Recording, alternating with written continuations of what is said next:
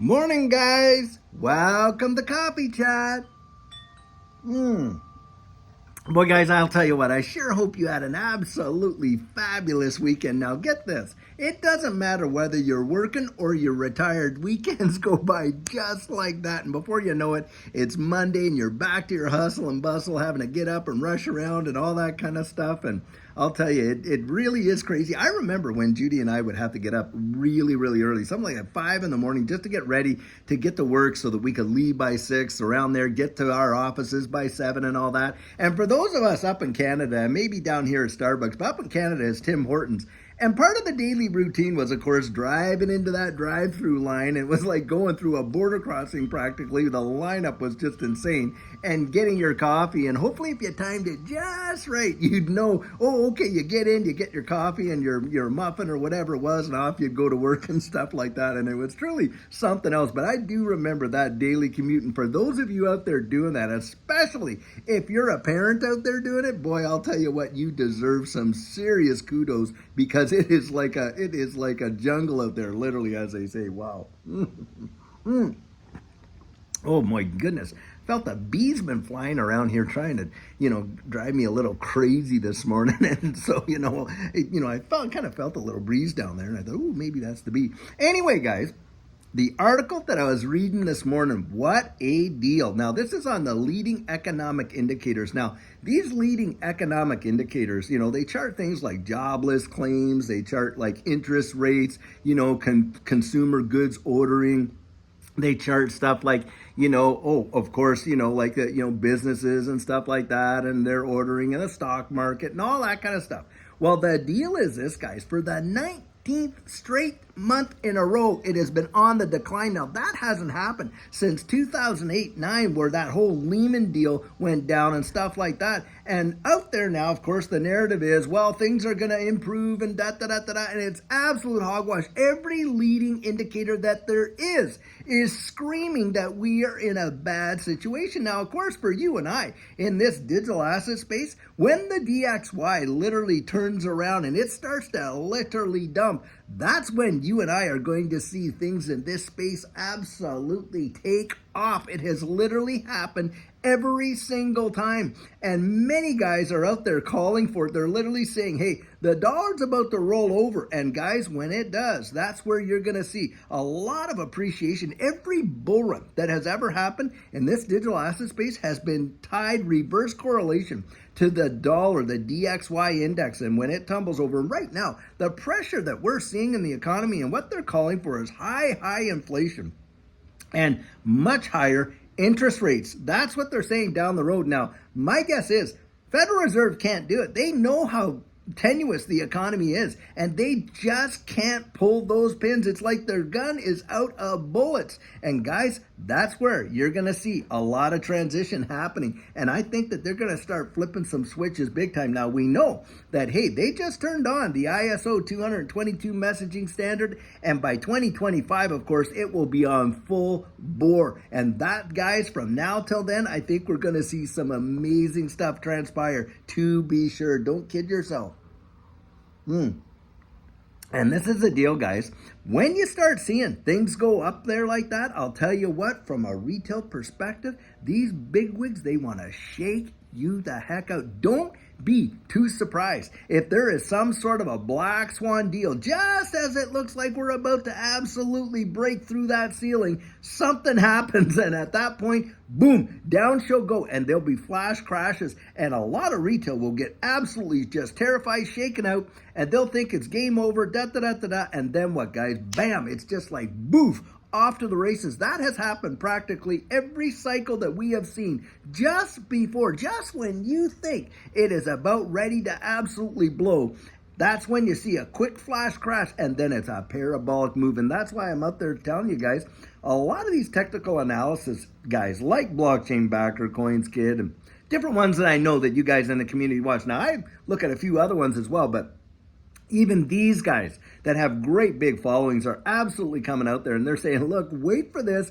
watch for this, wait until it comes. You're going to see it. They've seen it many, many times and they just watch it and they wait. And that's the whole beauty of taking the emotion out of it. I mean, hey, I'm not a trader, guys. I do not trade. I go out there, I see something that I want, and I do my investigation. I do my research. If I feel that there's a good confidence in there, then hey, then I step into it and then I hold my positions or add to those positions to be sure. But that's how I do it. Now, hey, there's people out there that they're going to advocate, hey, when it gets up here, sell, and then when it gets down here, buy some more, and when it gets down, on and on and on. Well, guys, I know that there's a lot of people out there that have that kind of idea, but the deal is this. Most people don't win at that game. Most people that, do that and that kind of stuff, they literally, what happens is they'll sell, it's on the way up and they'll think it's hit where they believe it's the top. And then they sell and then boom, it goes up even more. And they're afraid they're going to miss out on the run. So they buy back in, at 5-10% more. And then it comes back down. And I mean, it is a very hard game to play. You have got to be an expert and someone willing to sit there in front of their monitor practically 24/7, or at least have bots doing it for you so that you can play it like that. But I don't do that, that's for sure. Now, of course, hey guys, you do you. That's what I would say. But I'll tell you what, in this space, boy, am I ever excited. I think that things are really going to heat up in a big way from now to the end of the year, and certainly between the beginning of the year into April, into that halving for, the 2024 halving for Bitcoin. And it has, it's not the halving itself. It's just, it seems the timing is always there, but I don't think it's genuinely the halving that causes all of it to go. It just seems like there's a lot of correlation around the halvings. Of course, every other time, the stock market had been taken off. The DXY has also, gone down, and there's a bunch of different things that almost have to happen in correlation. Now, they all seem to have happened around the same times as the halvings. And so there's a big, group out there that really philosophizes and says, hey, this 4-year cycle theory around the halvings, this is it. But guys, there's all these other things that are having to go on around that same time that cause the whole thing to go wild. But we're seeing it. We're literally seeing some of these starting to take place now. And you're seeing some front runners, aren't you? You're seeing Solana, and you got Chainlink, and you got some front runners out there. Well, guys, those are big time indicators of what's coming next. And I got a lot of people, I got to address this. A lot of people come out there and say, yeah, all these other ones are pumping, but XRP, yeah, it's been doing nothing. Are you kidding me? Year over year, XRP is up almost 100%. And on top of that, in the last 30 plus days, the last couple months, we are up some big time percentages, definitely into the high, those double digits, 30%, stuff like that. Where on earth are you going to find returns like that? Tell me, okay? I want you to put that in the comment. If you're seeing returns like that in any other asset class, and that kind of stuff, then you tell me where you're seeing return. You're certainly not getting it in the bank, that's for sure. Probably costing you more money to keep your money in the bank than what you're getting out of it. And then on top of that, what are the bonds paying out that? Not on your life.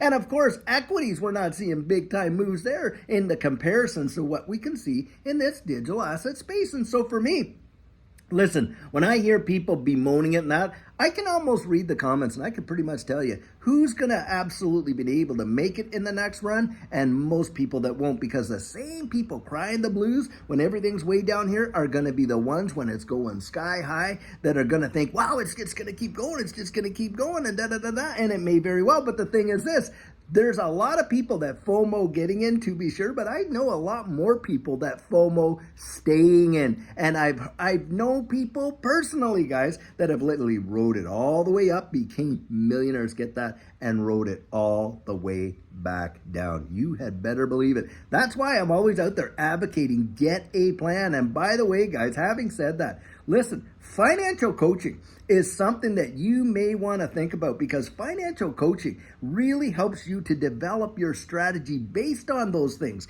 And that's B again. He just literally touched me there. I don't think he's going to bite me because it's his life, right? They only got that one sting. They're not going to use it, but they sniff around and they look for stuff. And Judy clipped down all our Bulvanias or whatever they were and I imagine he used to come in here and he'd, get his little breakfast, I suppose, of nectar, and off he would go. Well, now it's not there. He's like, wait, where'd my, where'd the cafeteria take off to?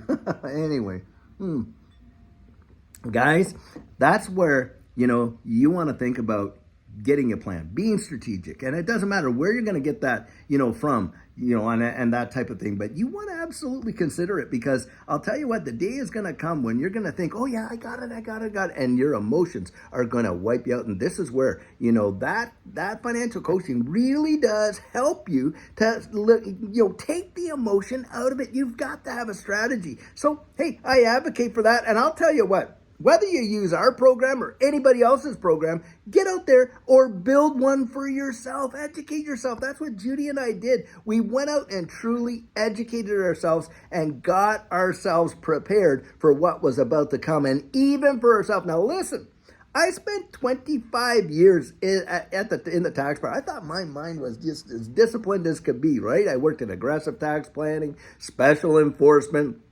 I was a resource officer, complex case officer, all this kind of stuff, even a team leader on various things and things like that, all throughout my career over there with the Canada Revenue Agency up in Canada and stuff. And I thought, I was so disciplined. Guys, I'm going to tell you something. Nothing prepared Judy and I for that roller coaster ride that we went on in that last bull run. It was truly it was just amazing. I don't like to say unbelievable, because I'm a believer. I'll tell you what, I really do believe. So I like to say it was just something we just did not expect. It was truly amazing. And this is where you got to get out there and, prepare yourself for it, because I think what's coming next is going to blow people absolutely away. And like I like to say, leave them totally gobsmacked. That's what I think's coming. Well, I'll tell you what, guys, I sure hope you're having a fantastic Monday morning. And until later on today, when we have an amazing video for you, I hope you have a great one, and take care.